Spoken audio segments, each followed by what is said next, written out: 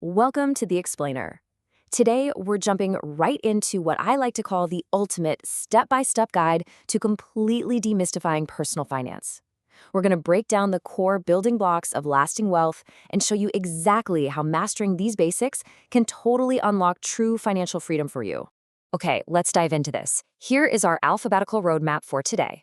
1. A is for assets. 2. B is for budgeting. 3. C is for compound interest. 4. D is for debt. And 5. E is for emergency fund. It's a clear, finite journey that takes us from playing solid financial offense all the way to securing an ironclad defense. Starting with Section 1.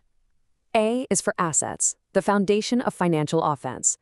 Because building wealth, it always starts with a really strong offense. So let's lock in this definition right off the bat.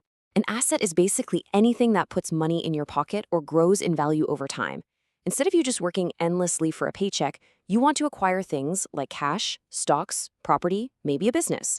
As you build your portfolio, their main job is to actively put money straight into your pocket. Think of your assets like planting a giant grove of fruit trees.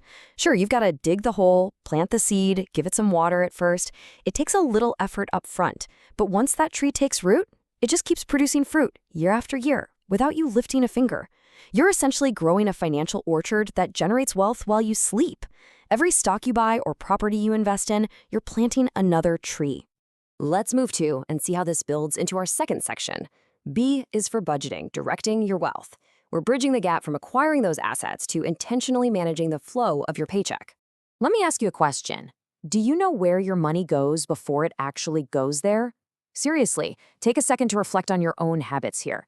Are you the one dictating your money's path, or do you get to the end of the month and think, wait, where did it all vanish to? To be financially free, you have to be the one giving the orders.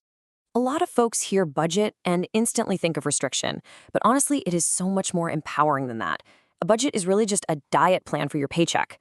Think about it. When you're trying to eat healthy, you decide on your meals before you're starving and staring blankly into the fridge, right? Because if you wait until you're hungry, you're gonna grab the junk food. A budget is the exact same empowering, pre-planned strategy. You decide where your money goes before the spending happens, totally preventing those impulsive choices. All right, Section 3, C is for compound interest, building incredible momentum.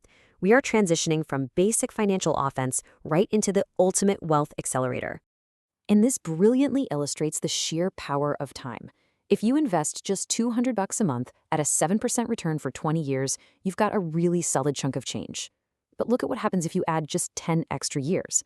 That gap is massive and undeniable. That 30-year column completely dwarfs the 20-year one. That extra decade in the market doesn't just add to your wealth, it multiplies it astronomically.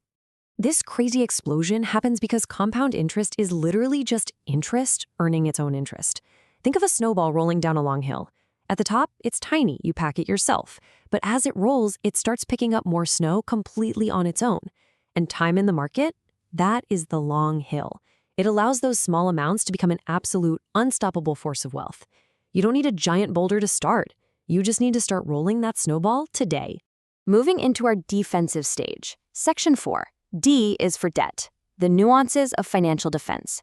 This is a concept that is so often deeply, deeply misunderstood. Now, what's really interesting about this slide is the stark contrast it shows. Not all debt is evil. Good debt actually helps you build wealth, like a mortgage or student loans that give your career a tangible boost. It's basically a strategic borrowed ladder used to reach that high-hanging fruit. But bad debt, that just drains your resources. We're talking high-interest credit cards used to buy things that instantly lose value. That's essentially borrowing money at a premium just to buy rotten fruit. And finally, Section 5, E is for emergency fund, protecting everything you've built. This is the final, non-negotiable defensive building block you absolutely need to secure your foundation against life's surprises. 3 to 6. I cannot emphasize this enough. 3 to 6.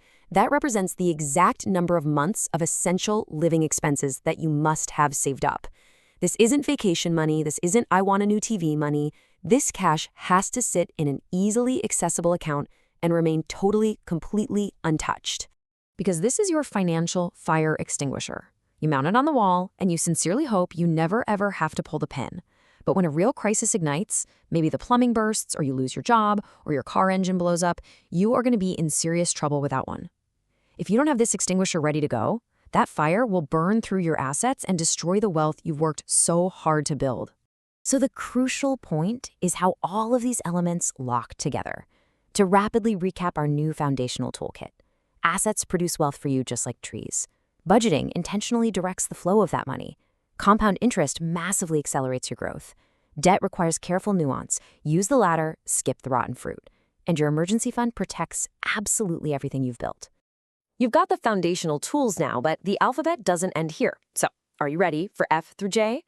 In our next explainer of this material, we're going to tackle first home savings accounts, guaranteed investment certificates, and exactly how to invest your very first $100. You definitely don't want to miss it, so follow along and let's step up to the next level of financial literacy together.